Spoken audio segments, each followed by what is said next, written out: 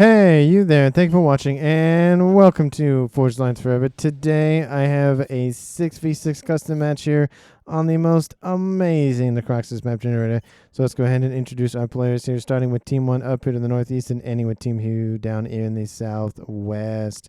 Starting off here with the light oak tan player here of Wetman, going first land as a Cybran. Very not ostentatious name, very fitting name for this map. It is in the snow. You're going to get wet and damp and cold. It's not going to feel good. There's northeast. We have Alex, Triple X appearing once again, going first land as a UEF in Tropical Ocean Blue. In the rear guard air slot here for Team 1, we have Will-O-Wisp going first land as a Cybran in Chevy Crimson. Very sensible faction. Going to build those Awasha bombers. I love to see them every game. In the center slot here, we have Tomaski going first land as a as an Aeon in orange, the color orange. Of course, it's not the fruit. It is obviously the color. The northwest, we have Warm Goose, not to be confused with Cold Goose or regular goose or Gong Goose or Mongoose or whatever other type of goose. It's just a warm goose. And in this environment, hopefully he's not experiencing hypothermia. Going first land as a Cybran in Barbie Pink. And last but not least here for Team 1, we have MSG going first land as a Cybran as well. Actually, second land as well in Emerald Green. All I'm thinking about is Uncle Roger, the YouTuber slash TikToker. That's the voice that pops in my head when I hear MSG. That is Team 1. They have 3 Cybran, 1 UEF, 1 Aeon, and 1 Seraphim. All of the races represented here for Team 1. Let's go ahead and introduce Team 2 down here in the south. Starting off going first land and second Navy, it is Zelby LL Cobb. Cobb. I call him Zelby. He's going again as a UEF in snow white. Very fitting color. Hopefully he doesn't blend in for anybody watching. To the west, we have Sky 1428 going first land as a UEF in Stitch Blue. Very sensible color and faction for that. Well, of course, the faction because they're usually in blue. To the west in Rust. Still haven't figured out a name yet, but we'll figure it out at some point. Of course, if you have any suggestions, let me know down in the comments. We have Okpuk going first land, second air in the rear guard slot here for his team as a UEF. In the center slot, already on the move because I can't find him. And today we have Blaze O Flasher going first, second, third, fourth, fifth, sixth, seventh, and possibly 8th land. Again, he's in Pac-Man yellow as a Cybran. To the west, we have Onion King going first land, second air as well, following the same kind of pattern that we have of Okpuk. And he is in Royal Blue as a UEF, another fitting color for that faction. Last but not least here for Team 2, we have the player of Loopy. It's an I. I'm looking at the board on the right-hand side. And he is going first land, second air, third and fourth land, probably 5th and 6th land over here as well in Ruby Red. Very fitting color for a Cybran. For Team 2 side of things, it's only UEF and Cybran. Cybran making up 2 of the players, while UEF being the other 4.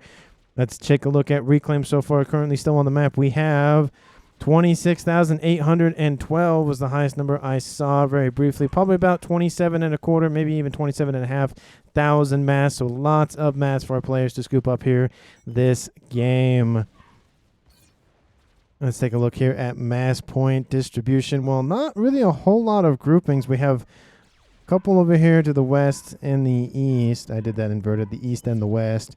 And kind of not haphazardly placed, but there's not really a huge grouping of them. I'd say like there's a pretty decent formation here, but not really like super tight. Not like these are kind of formed down here or over there to the west as well. So not really a whole lot of fighting going to be over mass points. I mean, there will be fighting over mass points, don't get me wrong, but there won't be a lot to fight over, I guess should be what I should be saying.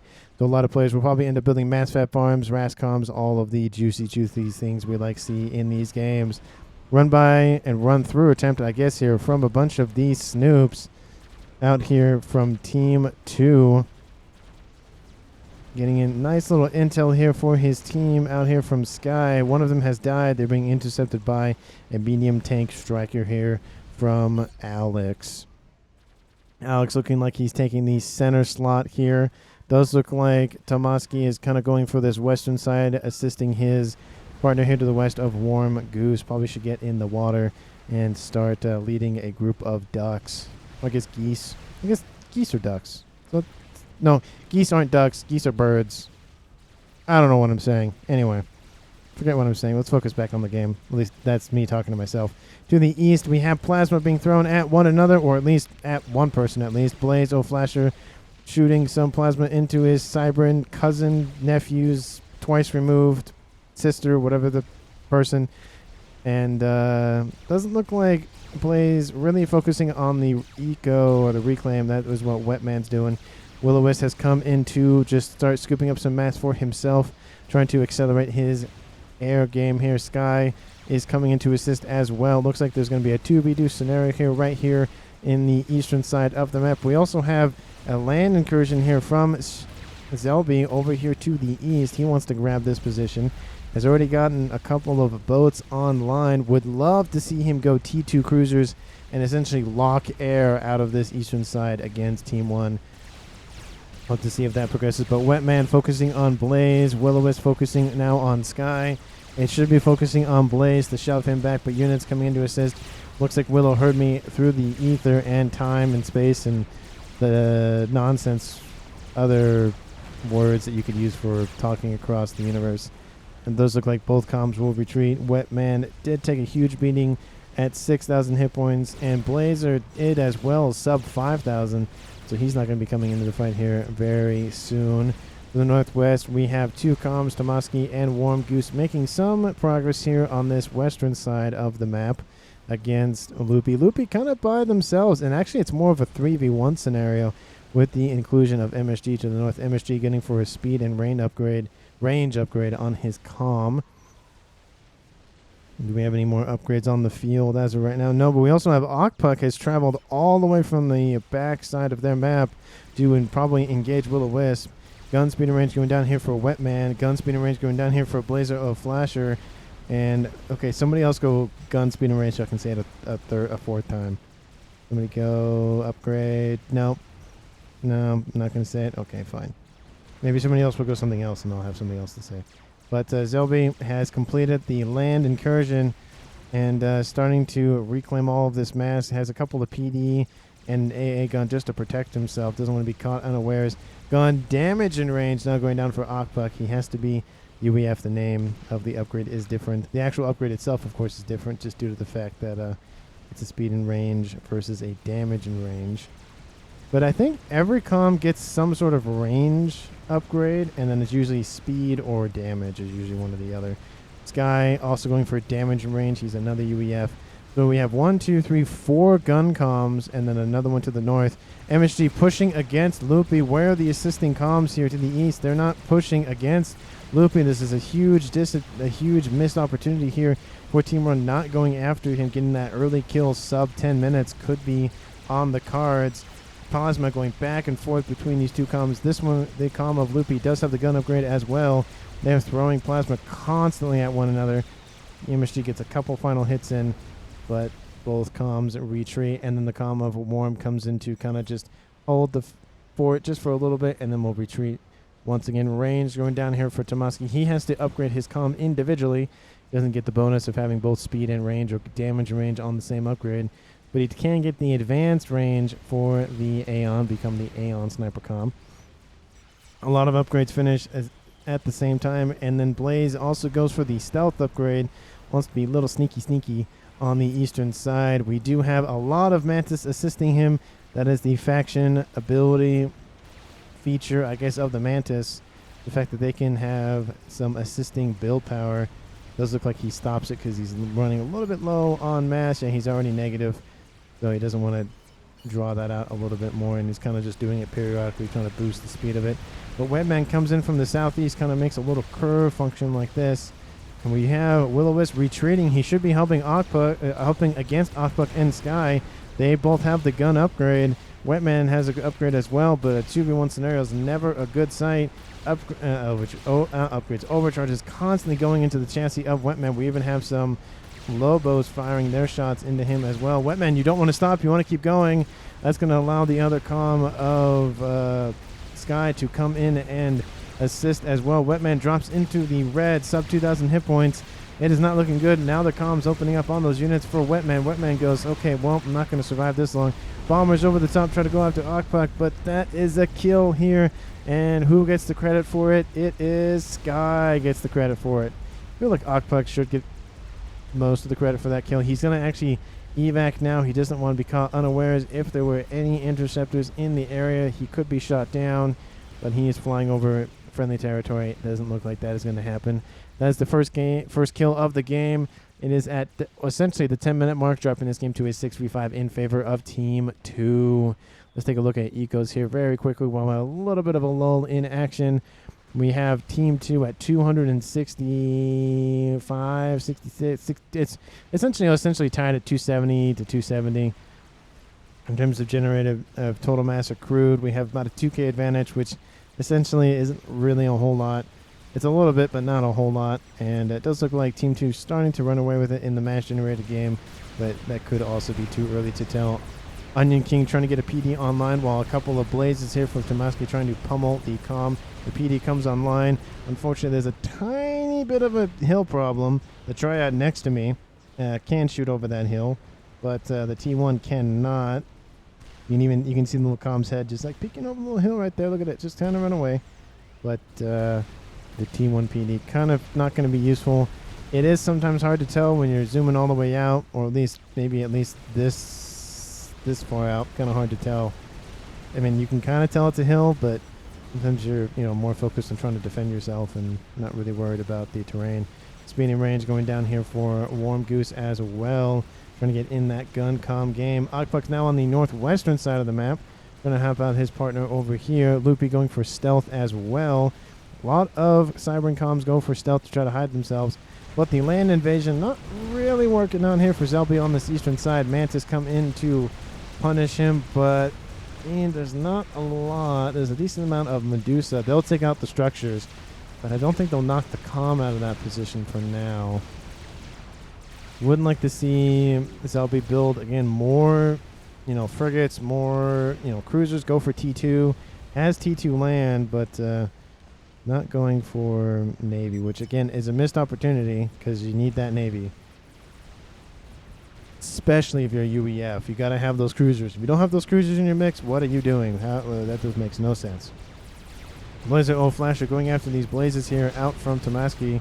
Tomaski focusing on these outlying facilities here. Sky coming into the mix as well. These units will have to retreat. Alex pretty far forward, and sub, it was about 50%. It was a little bit under 50. Now it's a little over 50. Pretty far forward. Kind of not the best position to sit. He does have the tech advantage with his partner of Tomaski, so he's not super worried. Will pings go down. Okpuk is trying to charge against MSG. Okpuk goes, it's probably not the best idea to do it by myself, and will retreat. A lot of forces here for Loopy. Loopy going for the nano repair upgrade now. And I think, doesn't that override the stealth upgrade?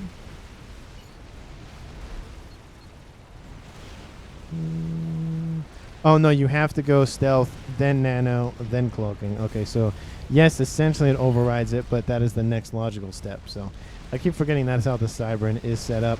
But the units here from Loopy go straight north against MSG and go, nope, let's go east, and then go east to assist Onion with his advance.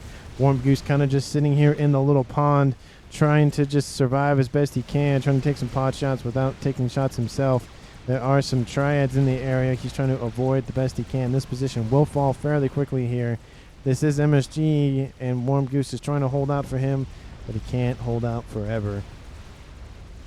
To the east, again, we have that incursion that, it's not completely taken out. There is one more facility, and it does look like the Mantis go, oh yeah, that's still online, and they'll take that out. But the Calm of Will-O-Wisp has come to the front line. Of course, he's taken over the space from Wetman's demise, and will shove back these Riptides. Riptides trying to run away on the water. They get EMP'd fairly at an opportune, opportune for Willow, not necessarily for Zelby, and an overcharge will take both of them out. Okpuk trying to chase down Will-O-Wisp. These are the highest rated players in the game. Both of them are at 1,800, and one of them would like to take the other one out pretty early, especially this early. Okpuk is the one that is more damaged. Seraphim, Calm of Willow has 1 veteran C. Okpuk has 1 veteran C, but Okpuk is closer to his second. And there's not really a whole lot of forces for him to take out. There's just the Calm of Willow. Willow trying to build a PD and Utashala, but some Lobo nearby is going to make that very difficult, as they are known for taking out structures. They're just already in general. Combat over here to the northwest. We have Loopy and his forces versus the forces of MSG and his Calm and Warm Goose as well. So 2 Calms versus an army and 1 Calm essentially will pretty much only go one way at this point. MSG has a huge amount of forces. Warm Goose pummeling everything he has into Loopy. Both of the Calms will walk forward, go after Loopy. It does look like MSG's trying to cut off. I don't know what the ping's about. Maybe retreating. MSG is sub 6,000 while Loopy's at 12,000. Actually, sub 12,000 now. His hit points are falling at the same rate, of course, as MSG. Warm Goose will come in and kind of act as a wall for MSG. MSG will hide into the water, and Loopy will keep pushing. The Calm of Onion will try to come in and assist, but a move here from MSG will force all of these units here from both of these players to come and cut them off. These units have taken out 4 of the Mechs here for Team 2, dropping their eco just by a little bit. They're still in the lead by a decent chunk, but it is a distraction nonetheless, soaking up all of that AP resource, or sorry, APM resource. AP is armor piercing, so it's definitely it's a feature. I just don't know if it's a feature in this game. But the sub gets taken out by Willow. Willow probably just reclaiming it. And Okpuk will come and just kind of just walk underneath the map. I wonder if they can they see each other? They have to see each other, right? Oh yeah, they see each other. So they're just hanging out. The Calm of Willow is above the water, at least his head is, so he can be targeted by other units. But there is one little tiny tiger shark, and the reclaim order is given. Does Zelby notice? The pings go down. Say, look what's going on, and nope, it's gone. That mass was scooped up into Willow's coffers. A couple of Utashalas on the front line deal with some units that try to poke the front line here against Willow. They'll be deterred fairly quickly. ASF fight to the east will go the way of Okpuk. He will gain air control. I mean, 7 ASF isn't something to, really worry about. I mean, we are 17 minutes in, but any air control is better than no air control. We have T3 land already on the field here for Tomasky. Wouldn't be surprised to see some Harbingers on the field very quickly. He's going for his spirits. He has a naval facility upgrading to T2. I wonder if he'll go for missiles, but the Calm of Loopy goes down to Warm Goose. Warm Goose looks like he probably went for Corsair Snipe. And what's his GG? Something about no point, says GG. MSG. Probably talking about the fact that since this is a full share game, the structures, units, resources go to the highest rated player on their same team. So Loopy will essentially give it to Okpuk, supercharging his eco, and he's now at 186. It's going to be a huge advantage for him. He's going to pump out a lot of ASF and other structures with that, and that's probably why MSG and Warm Goose are kind of fighting with one another. Because it's like, why'd you kill him? It's a kill. Why are you worrying about it? That kind of thing. And there's some salt being thrown at one another. And honestly, don't do that during the game if you're alive. If you're dead, go for it. Just like, you can blast the chat all you want. It's your prerogative. Always kill the low rated, says Loopy. I mean, yeah, not this thing you're an easy target, but you were there and they wasn't a smart move, says Warm Goose. You don't know that. It's only 18 minutes in. So, maybe you'll win, maybe you won't, but a kill is a kill. Essentially, Okpuk under threat from a bunch of Mantis here. I don't know if that's enough, though. Willow should actually just jump out of the water and go after Okpuk, because these units are not going to be enough, but he's watching out for this Calm of Sky. Sky is nearby. If he pops out, it'll be a 2v1 scenario, not the best scenario to be in. So he's just going to sit there and wait for a moment to get up, but MSG is always such a crab. Okay, hold on. There can be a civil discussion about whether that move was a smart move or not without name calling. Like, you can have an intellectual discussion without just, resorting to, oh, you're dumb, or you're da. Like, you don't need to do that. Just have the discussion, discuss whether or not it was a good move or not, and then move on. Because what's done is done. You can't go back. You can do another match later, but you can't go back and change it. So no. Ooh, I lost the word for it. There's no point in worrying about it. There we go. I don't know why I lost my train of thought there. It's really weird. I'm assuming a lot of people have that thought where they're talking about something and then they just completely lose it for some random reason. They don't know why. Yeah, that happens to me once in a while. But, you know, it just happens. And I just try to move on. And if I can't think about it, I try to move on. And then eventually I'll think about it and be like, oh, yeah, that's what I was going to say, kind of thing. I think I did that at work. I was talking about something I was currently doing in the moment and then forgot what I was going to do while I was talking about what I was doing. So that's always fun. But these Harbingers and these Blaze are making a little quick work of these Rhinos and these Mantis and other supporting units. All of them are coming in single fire, allowing the Blazes and the Harbingers to do full effect, because you don't have the diminishing returns of, okay, there's more units coming in, we'll lose some of our units. But a lot of them, of course, they're coming in 1 by 1 or 2 by 2. It's not being that effective. A brick comes out of the water, tries to pop out its head. It's trying to be effective. You can see the Harbingers over the little ridge side here. But one of the Harbingers doesn't have a shield. That should be the target of the brick. But it's targeting the one that just lost its shield and then opened fire, and then it's dead. So, kind of hard. We even have units from Alex coming in to assist as well. Looks like they're going to carve a path eastward, cut off everything that was here, and force Team 2 back once again. A couple of Mechs still not being able to build due to this one triad. So Team 2 has that lockdown a little bit. They'll take out a Blaze from that triad. A couple of these Harbingers should just kill off this triad right here and now, but Navy is lost as Loopy. Yeah, it looks like he tried to get into the game earlier, or at least Okpuk tried to, and now it's gone.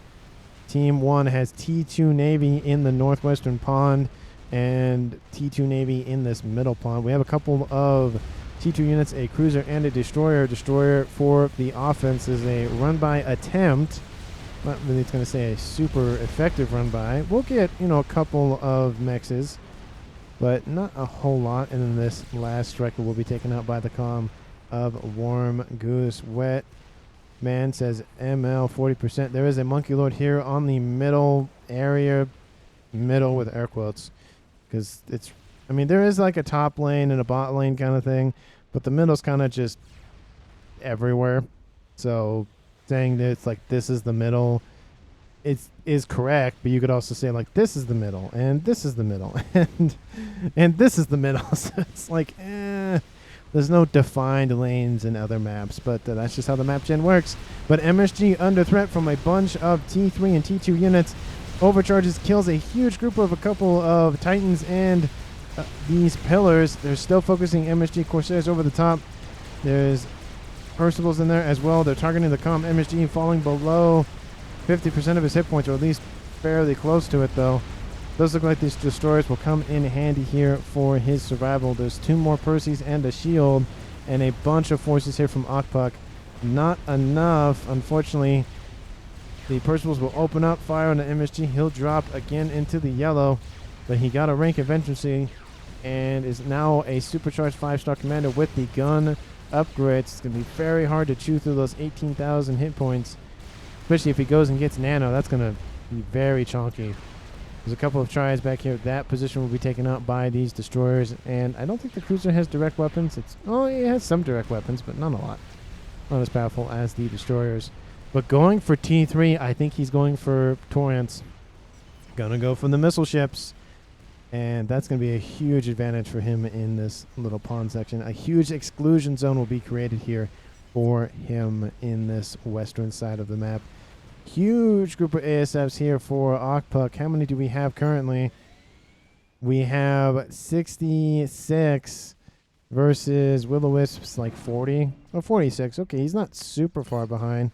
But that 20 ASF advantage might make the difference between full air dominance or just kind of normal air control. ASF's still grouping in all the time. We have some spy planes out for him. Going to get a nice readout on his opponent. We are approaching the 25-minute mark. We should be seeing a lot of T3 units start being pumped out. Well, I mean, we're already seeing some, but like more production constantly being pumped out. T2 air, T3 land, no T2 navy.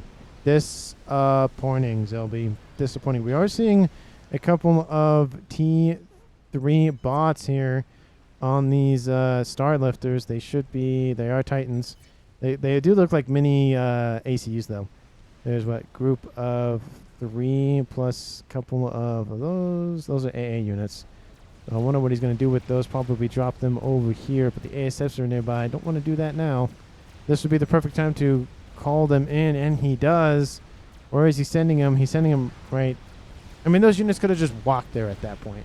He didn't have to sit on transports. I thought he was going to put them over here, but very disappointing. A couple of Percy's push forward. There's a Gunther battery here going after this fire base here for Alex. There's a lot of forces to the west, though.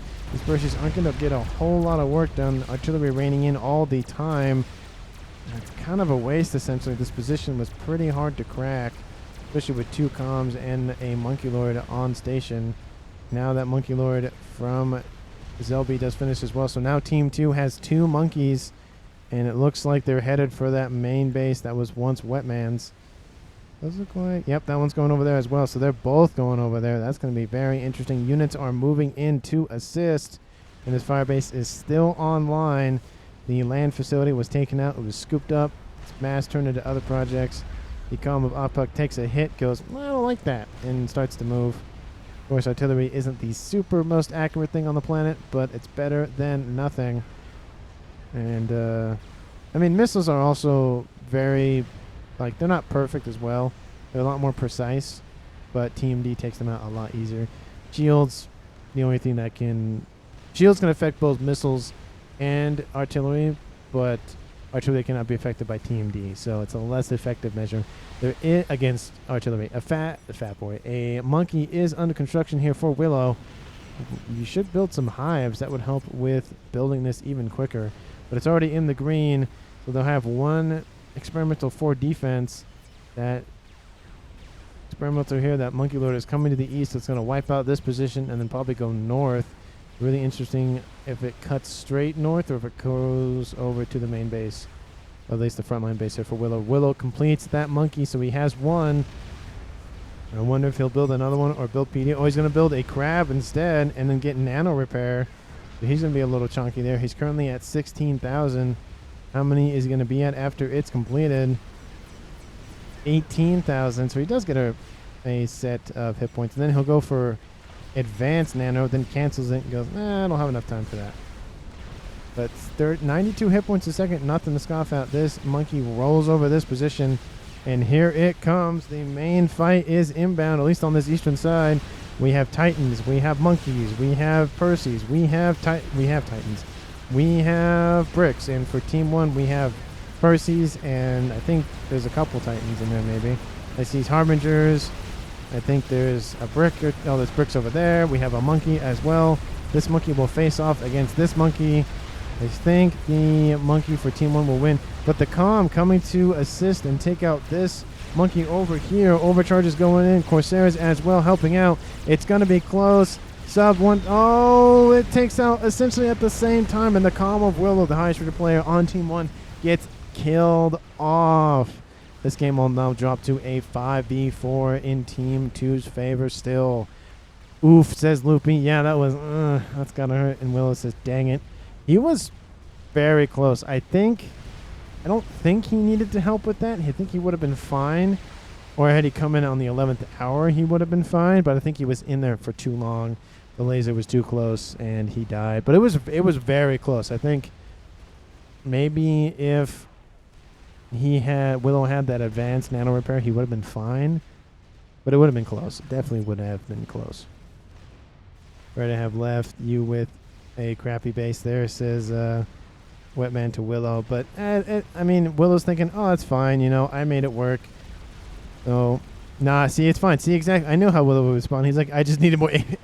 I think everything in this game can be solved by I need more APM or I need more mass. Those are like the two things.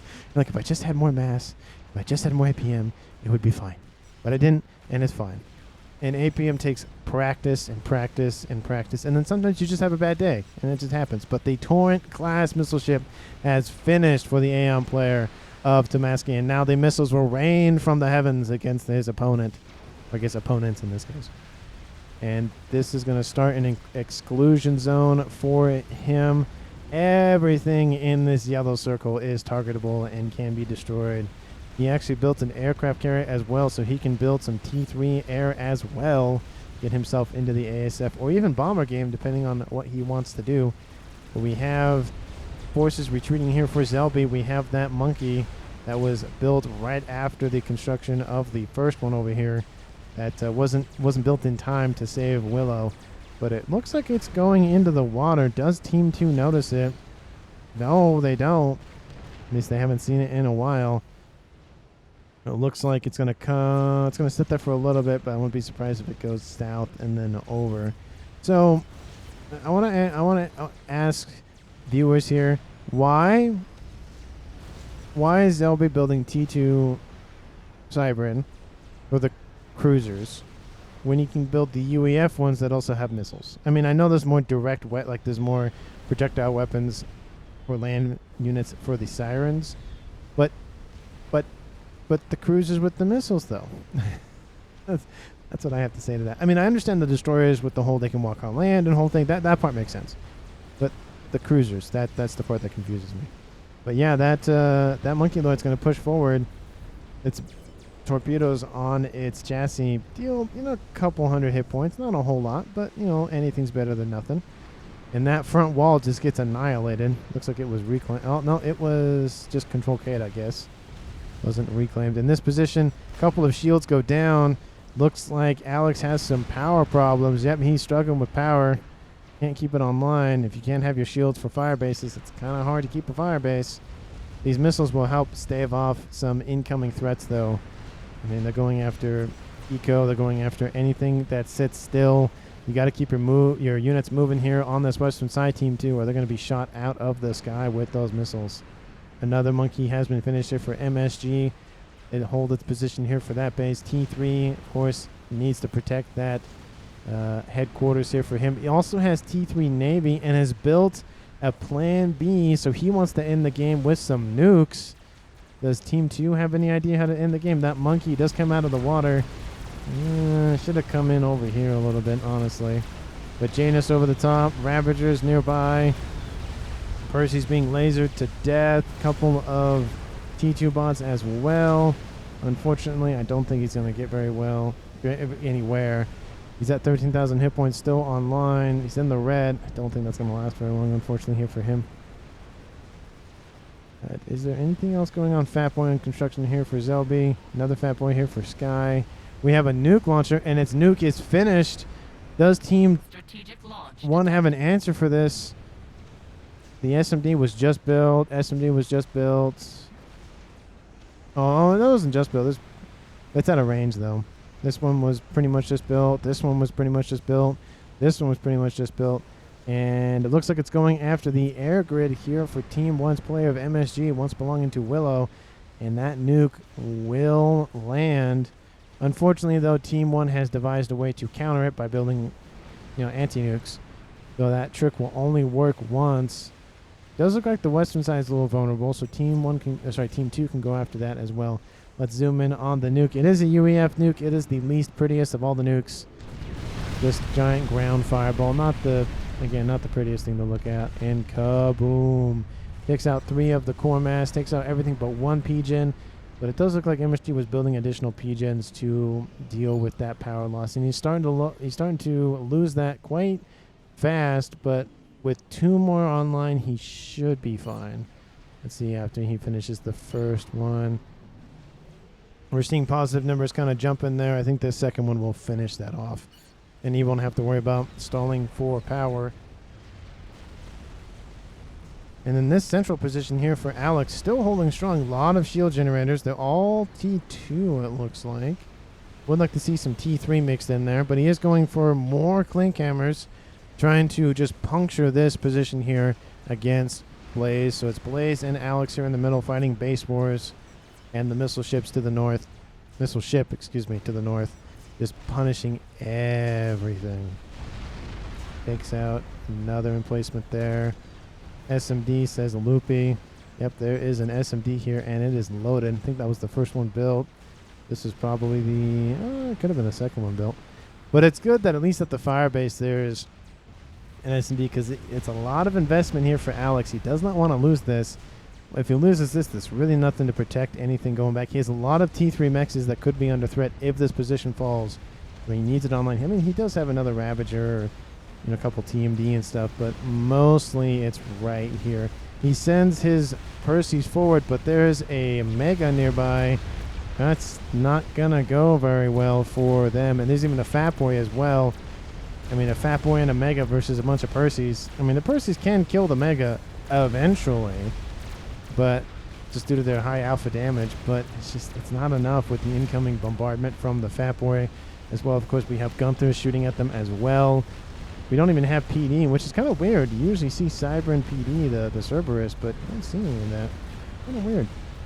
But I think Blaze just thinks that he just wants to focus on the artillery more. The column of Akpak keeps flying around. One of these times he's gonna catch some ASFs and just die. He needs to be very cognizant of where his comm is and where his transport is, and where the enemy ASF is. Oh look, it's a little like X shape. It's not an infinity symbol. That circle needs to be moved over a little bit, and then it'd be, well, no, yeah, then it'd be an infinity symbol. But it's pretty good formation there. And apologies if you can hear a puppy whining in the distance. We're watching somebody's puppy today, and doesn't really like the crate sometimes, and so he's kind of complaining about it. But it's an Aussie for those that are curious. I think he's 9 weeks. Something like that. Pretty close to 9 weeks, I think. But the nuke is launched. And Akpak, do you have an SMD? No. Oh, that is such an... Oh, okay, you build a nuke, but not an anti-nuke? Sir, that is disappointing. You should know better. That's, I know it's a nuke sub, but still. Kaboom. Takes out the main facility for the air. Takes out the nuke. Almost takes out everything. One PGen. The same thing that happened over here. Except it's a UEF PGen versus a Seraphim PGen. That is now owned by a Cybern, technically. But it does look like one Onion King is safe. Zelby was safe. And, of course, the comm of Akpak was on the front lines. He's being very aggressive with it. Doesn't want to keep it in his main base. Had he, it would have... I mean, it could have died. It would... Not a guarantee, but it could have. All the core mass is gone. Ringed mechs over here gets taken out. I mean, the main mechs isn't dead, but the mass storage is.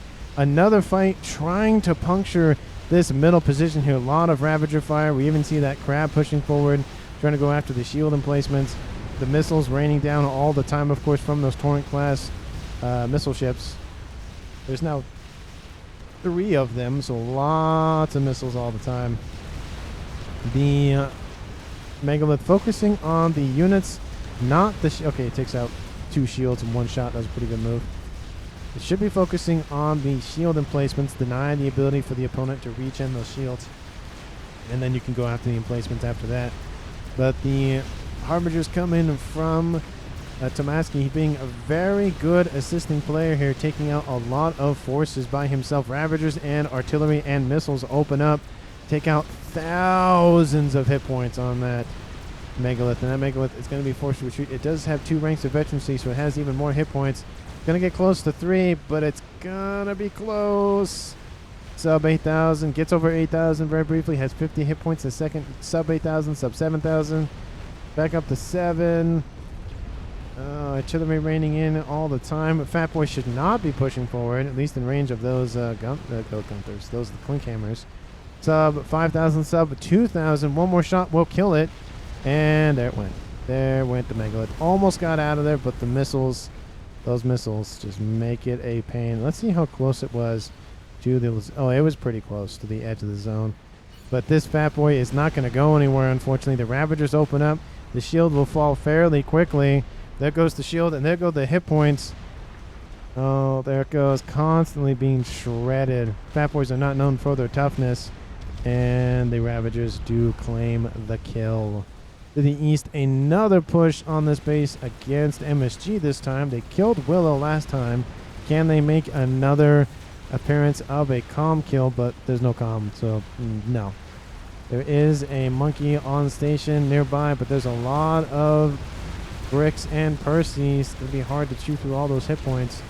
The monkey is pretty tough, but the Percy's are designed for single fire damage. That's a chunk of hit points already gone. It's in the yellow now.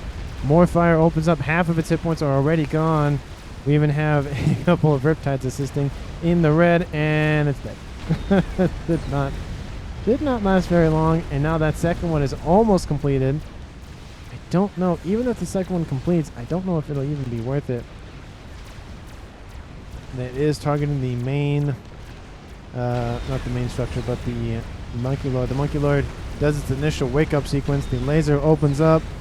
You see the little engines on the back working, but they're constantly trying to build that other monkey to try to protect it, but the monkey dies anyways, and that didn't really work. They're building a shield to try to protect the SMD. Don't think they'll build it in time, and even if, oh, never mind. I was going to say, even if they do, it won't really matter.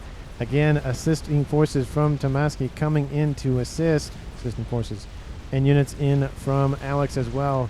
This would be the time to strike against the central position. A lot of those forces from Alex are gone. There are a couple of missile launchers here just pummeling the shields. There's not a lot of TMD as well, so these spearheads will kind of just work unimpeded, except for the shields, of course. The Fat Boy being chased by a bunch of Percy's here from Team 1's player of Alex. Alex trying to catch up to it. Just don't think it will, though. It might get a couple shots into it, but with the assisting destroyers from the, I was going to say the different player, but the same player. Actually, it is a different player. The Fat Boy is owned by Sky, and the destroyers are owned by Zelby. You can see the little legs on those little destroyers. You know, little Seraphim, not Seraphim, Cybern legs. There are 6 of them, very spidery. We just got to have all those jagged angles and all of that. But the Fat Boy turns back around. Its secondary guns aren't used very often. You can see the little turret on the little next to the wheel. And the main triple cannon artillery just pummeling those Percy's. Now to the east, we see still trying to puncture that base. Some of the shields are falling though, but should be seeing more TMD being built here for Alex. Alex going for an upgrade for this central facility. It'll get it finished now, and full shields are online. You can see the additional bubble, and now it went from 9,000 to 17, almost doubled, and the range increase as well. Wouldn't be surprised if another one goes T3 as well. A lot of protection here now in the central slot. Needs TMD, but besides that is a pretty beefy base. To the northwest, we have a couple of bombers going after that plan B, or at least did it survive? It did not. I don't see it on the map. And it does look like they're going after these megalith that tried to hide its way in the water here for Ockbuck. It was a good idea, but all these destroyers kind of make it impossible. Oh no, it's up here. It survived. Okay, got out of the way. Always nice to see the nuke subs survive. They're very useful assets to have in the game. Obviously, if you've watched any Settings game, you know if they've included those things. Players build them in large numbers, and they are very, very effective. Very annoying to face, but very effective to use. The megalith just hanging out, trying to get a nice little shot of the megalith, not just look at its butt the entire time. Let me turn off the little icons here. There we go. That's a lot better. It'll lock the camera in position, but it's going to turn around. I mean, it did charge forward, lose about over a third of its hit points. It's going to get out of range of the Ravagers. It's still in range of the missiles, though, for now, but the missiles have to, of course, hit a moving target. Very difficult to do. The missiles are more designed for stationary targets versus moving targets. But now the destroyers assisting the Fat Boy and Bricks are pushing forward. They kill another Monkey Lord that was under construction. And now the Percy's are just wreaking havoc here for the old base that was once Wetman's. Do we have any other sort of strategy to end the game here for Team 2? Another Fat Boy. We have a Disruptor online, or not online, but being built. But we have a Duke. I think it's a Duke. Let's see what the fire does impact the middle of that destroyer, takes out everything and the quantum gateway. That is definitely the disadvantage to building everything in one little tight spot is if one blows up, they all blow up. But a nuke, counter nuke here from Team 1, another one from the Plan B. It has, already 95,000 mass. Where's it going? It's going for this fire base here. I would have liked it a little bit more south, but it will take out a lot of this structure. Maybe I tried to clip the monkey. Sorry, not monkey, the megalith. We'll start with M. The nuke is coming in. It is a cyber nuke, the third prettiest nuke in the game. It has an actual fireball, unlike the UEF that just has like a big round fireball. I like it's more like a black hole kind of idea. But everything is gone here. A couple of these Gunthers are killed off as well. Underneath shield covers, so you can show that force goes through shields. Doesn't really care. It's just whatever's on the ground in range. The first Mega is going to fall here for Okpuk. The second one for Blaze is going to die as well. This position has lost all of its shields. It just has the emplacements here. I don't know if it's going to be enough. There are a lot of Spearheads and Percys on the way. Will forces from Team 1 come in assist? The missiles don't think they're enough. They have to, again, hit moving targets. Still, Team 2 is pushing this eastern side. The forces that were probably going to assist Alex are busy over here to the east. This position starting to fall, but the forces here for Onion are retreating. At least some of them are. Definitely not the move you should be doing. This base has been your Achilles heel for a while now. You have an opportunity. You have an Omni here. You have artillery here. You have Ravagers here. You have Team D here. You have even an SMD here. You need to take this facility out. And the forces just retreat, and then they're going to stand still and then still be in range of the missiles. So it won't even matter. Look at that. They're still in range. Definitely a missed opportunity here for Onion King. Very interesting name, Onion King. He is the king of onions. He reminds me of if anybody's played Overcooked, the game where you're playing like a little, not amiibo, but a little like a dog or a cat or a penguin or whatever, and you have to prepare these meals. It's a fun game. It's a fun little party game. Cooperative. It gets it gets pretty crazy the higher the level you go, but it's a pretty fun game. Anyway, one of the characters in the game, one of the NPCs, is a giant onion, and he's the Onion King, so that's what that reminds me of. But anyway, to the south, we have another Fat Boy under construction here for Sky. Another nuke here for Team 2, this time from Zelby. Artillery raining in. Strike the shield. The Novax that was built, not dead yet. The artillery still trying to pummel the shields. The first nuke is built. Will it launch immediately? I'm going to zoom in as close as I can. I want to see the little panels open up. It's kind of funny. The lasers that are helping assist building the missile is looks like they go through the structure. So it's like, how does that work? But don't question it. It's just how the game mechanic works, or the visualization works at least. Missiles raining in still all the time, man. You can just see over time, more and more things on Team 2 are disappearing in this yellow zone. The nuke is released from its silo here for Team 2. Where is it going? And it's going for that firebase, and the SMD that could have been killed had those units pushed is online, and it has 3 anti-nukes loaded, and that is not going to go well for that nuke.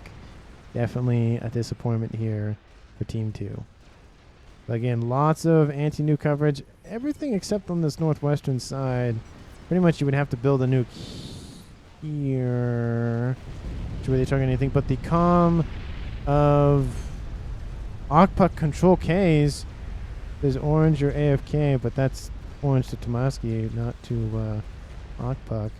Maybe Okpuk had to leave. Maybe he had connection issues. I don't see anything about kicking or anything like that. But yeah, that's definitely disappointing when someone just control Ks. And again, it could be no reason, but another player control Ks right after that. Well, GG, says Onion King. I mean, you're not out of the fight yet. Yeah, your opponent has artillery and a nuke. The nuke right there.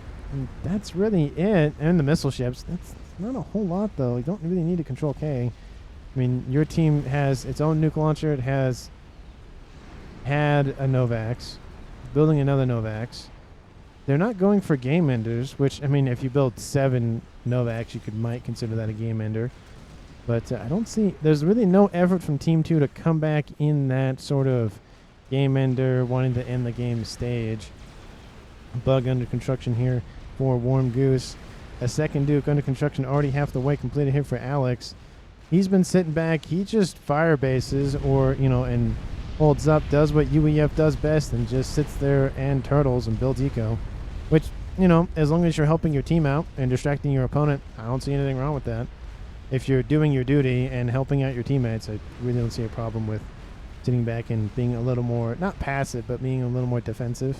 I don't see anything wrong with that. Another nuke is launched, this time from Team 1, and it's from that Plan B. Once again, 133,000 mass kill for that one little sub. The nuke will launch, go after this position. There's a couple of flink hammers. I always switch both of them. This place will go up in smoke. All of those units are gone. The land facilities are still there. But that is it. It was at 133. Now it's at 164. That was the 32,000 mass just obliterated off the face of the map. World. It's not Earth, because this isn't Earth. This doesn't look like Earth. Maybe you could call this the Atlantic continent, but lots of holes. Probably doesn't look like what... Atlantic. No, Antarctica. Sorry, I don't know. Geography's hard. Just going to say that. Geography's hard. But Fat Boy still pummeling those units here from Alex, and there is a Megalith here. I mean, Team 2, they had a chance to take out this position, and now I don't know if they're going to get another chance. It's a lot of artillery and a lot of Ravagers. This base is designed for taking out experimentals, and Team 2 is just throwing more and more experimentals at their opponents. It was Zelby and Ogbuck that left, dropping this game to a 4v3 in Team 1's favor. The first time during the match that Team 1 has the advantage with players left alive.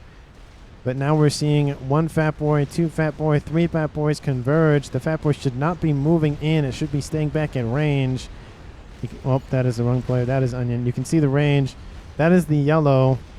Is the farthest the artillery can go. It should be staying probably here. Not very close. You can see it's already close to death. Sub, and it's gone. But there's still 2 more down here for Sky. I can't select both of them. There we go. Okay, I can get all of them. Okay, but you can see this is how wide they can shoot combined.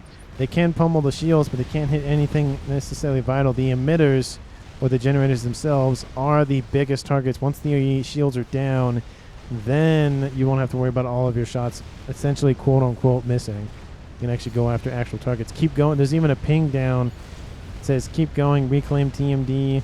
You need a lot of TMD. And they didn't really go after that much TMD to stop these missile ships, which is kind of a little disappointing, honestly. A couple of Percys just charge forward to their deaths. Two Megas are on approach here with 2 Fat Boys. The artillery focusing the right Fat Boy now. Not the right Fat Boy, but the one on the right. And should I nuke? What should I nuke? Says Tomaski. Honestly, if I was you, this position would be pretty good since there's no SMD nearby. They're building one. They tried to build one, then they stopped. I think the artillery got in the way. But this would be good. This has no SMD. Taking out the Novax would be great. Taking out the airbase would be great. There is an SMD here, so you can't take that out. There's an SMD over here. You can't take this position out. They're building bugs over here to the west. But this position is starting to fall, though. The shields debuckle very soon. Ravagers making their presence known, of course. The nuke is actually going to go after the Mega that's not going to move. The Mega could get out of there if it was moving currently, but the SMD is now down here for Team 1. This position might actually fall for the first time in the game at 51 minutes. Should have happened like, 10, 15 minutes ago, but anyway. The Omni.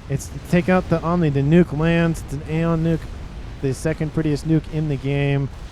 That pulse, very good. And then like the aftershock effect. Pretty cool. ASF fight will occur here in the middle. And it does look like it will be MSG. Unless there is so much AA below them for Team 2. It will not matter. There's even additional ASFs here from Tomaski, probably built from this aircraft carrier. Oh no, he has a T3 air facility. Probably could have built that from there as well. But there's 2 bugs here for Team 2. There's even a third bug almost completed. The ASF not engaging, though. I think they want to go for airlock. They just kind of hover over Team 2's air facility and just whatever an ASF has built, immediately kill it. The radar, the Omni, the Omni Onion King control case. Now it's a 4v2 in favor of Team 2. The Omni, the Omni. I keep thinking of SpongeBob, where SpongeBob is telling Patrick, the lid. That episode, it's such a good episode. Look at the shots; they're going right over the top. You're not. It's only 100 hit points. That's it. What are you doing? Okay, the Ravager's dead. Ravager's dead. Now take out the Omni. Take out the Omni. Take out the Omni. Why aren't you taking out the Omni? It's right there. Okay, there it goes. I was like, it's giving me anxiety over here. It's like, just take out the radar so they can't see you. That's essentially what that is that the Omni can see you, so that's how the Ravagers can target. Take out the Omni. It can't see you no more. Team 1, I mean, now they have vision on you. But, take out the enemy vision and you don't have to worry about it. A counter bug here for Team 1. Those bugs get killed by the ASF here from Team 1. Combined effort from 3 different players. At least here comes the MSG Air Forces. They'll wipe that one off the map, and then they'll turn and wipe the other one off the map. Team 2 has very limited options now. They have a defense satellite, the Novax. They also have to worry about this Colossus en route. And a bug as well. There's another Fat Boy here. That's not going to last very long against that bug. That nuke should be used for protection. Let's see. Yeah, the second one's 3/4 of the way loaded. You could fire it like right here. Take out the bug and the Colossus. At least give yourself some breathing room. I don't think Blaze either notices it's there or knows it's being built, or one of the two. But 2 artillery now impacting this mass fab farm. There's actually a couple of them. One of them is dead. The Calm of Sky standing next to one. Not the best idea to stand next to it. Okay, he's moving. That's good. Move away from the 2 volatile structures. Shields are down here. Boss is still pushing forward. The Fat Boy does make it underneath the water. 2 of them actually hiding in there. But now the bug is going to clear the way here for this the 2 Colossi on approach. There's a couple of bricks in the back. Will the Colossus turn around? The brick should be chasing the Colossus at that point if it doesn't notice it. We have another push down the middle here from Alex. It's not really anything that Team 2 can really do about it. Fast kill says, didn't notice, says Tomaski. The bug targets the SMD, and there will be a nuke at the central point here of this base here for Sky. Sky needs to be moving here immediately if he wants to make it out of there. But artillery rains in, takes out this mass fab farm, deals some damage to the comm. Shields pop back online. The comm is in retreat. Here comes the nuke. The nuke is inbound. Will they get the comm? Oh, it's going to be close. Let's see. Will he make it? He's right here, and he makes it out of there just barely, I feel like, and that will be pretty much his exit of the game. He really doesn't have anything left, just a couple of Percys and a Fat Boy. But the Colossus will deal with that fairly quickly. There's 1 nuke. There's 2 nukes now, I should say. Target the Colossus. They're right here. Just shoot the nuke, and an explosion occurs. Those are just RAS comms. They are not actual comms. Where's the comm? Oh, guy's down there. Where's the comm? Oh, he's right here. Okay, I was looking for the comm of Blaze. Another nuke is launched. This time here for Team 2. It gets launched from Blaze. He fires it. Where is it going? It's going in deep. Going after this base probably here for MSG. There's really nothing here to really go after. A couple of mass points, but that's it. The comm is already on the move, fearing the worst. But it's not going after you. Oh, maybe it will. Maybe. No, it's going to drop short. Okay, never mind. That was pretty close. It almost killed the comm. And it kept going, but wasn't in the cards here. That nuke is still online. They take out one of the Colossus. It looks like that's the main target. And it's gone. Had a second nuke. Didn't use it. Definitely disappointing. And now it looks like it's the beginning of the end here for Team 2. Their southern base is pretty much wiped out. They still have an air grid. The artillery raining in on Sky. Sky's trying to walk away. Artillery constantly raining in. Some hit points to him.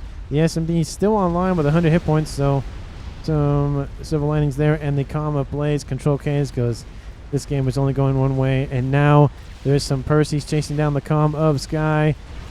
There's a couple of bugs. There's a bug and a monkey on the way, and now we have some strap bombers on approach. And oh, wrong button. Strap bombers on approach. Can I get them? That can get them. Turn the symbols off. Here they come. Here's the calm down there. Bombs are released. Wetman pings down. That is a kill. You see all the bombs go off in the explosion. And that is going to be the game. Everyone, team one won. Let me put the, there you go. Let me put the little stats on the screen. Thank you so much for watching. I greatly appreciate it. Please like and comment down below what your favorite moment was. And let me know how you felt about the game. And of course, please go on to the community page for the website for the YouTube page. There is a poll to see what game you would like to be added to the repertoire of games that I have, which are 2, being FAF and Star Wars Empire at War.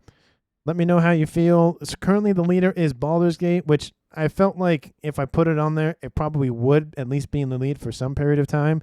I see a lot of YouTubers and Twitch, players, Twitch live streamers playing that game. I'm very interested in that game. I have it on my wish list. I haven't bought it just yet. You're like, why haven't you bought Baldur's Gate? It's such a good game. I'm like, I know. I've just had a couple other games I wanted to play before I play Baldur's Gate, because that's going to be like the game I play until I finish it, kind of thing. And sometimes I'm like that with games where it's like when it's so good, you're like, this is the only game I can play. So I want to just like make sure I finish up a couple other games I bought and then just go full send it into Baldur's Gate. But if I'm doing a playthrough of it for the channel, I don't really have to worry about full sending it because I'll be making content for every one of you. So again, let me know how you feel. The link for that poll will be down in the description, or at least for the page will be down in the description. And again, thank you so much for watching to the end of the video. I say the most underrated, or the MVP of the game, honestly, was Alex. This central position held so much of Team 2's ire, Team 2's focus, that it was pretty much the hill, not the hill, what is it, the rock that they killed them, not killed them, how does the phrase go? Something to do with, like, it's the rock that they bashed themselves on until they died. I know there's a quote for it, and somebody will let me know. Most likely somebody will let me know down in the comments. But, yeah, just Alex coming in to assist when he can on this eastern side, holding this position for as long as he did, and the Nuke Eliminator was still on, well, actually it was rebuilt, but, man, that position was held for a very long time, and that's pretty much what won it. Not all that won it, but it was a huge contributor to the win. So again, I'll give my vote to Alex XXX. Again, thank you so much for watching. Please like and comment down below, and I will see, and if you haven't subbed to the channel, please hit that red button. I greatly appreciate it. And now I'll see every one of you in the next one.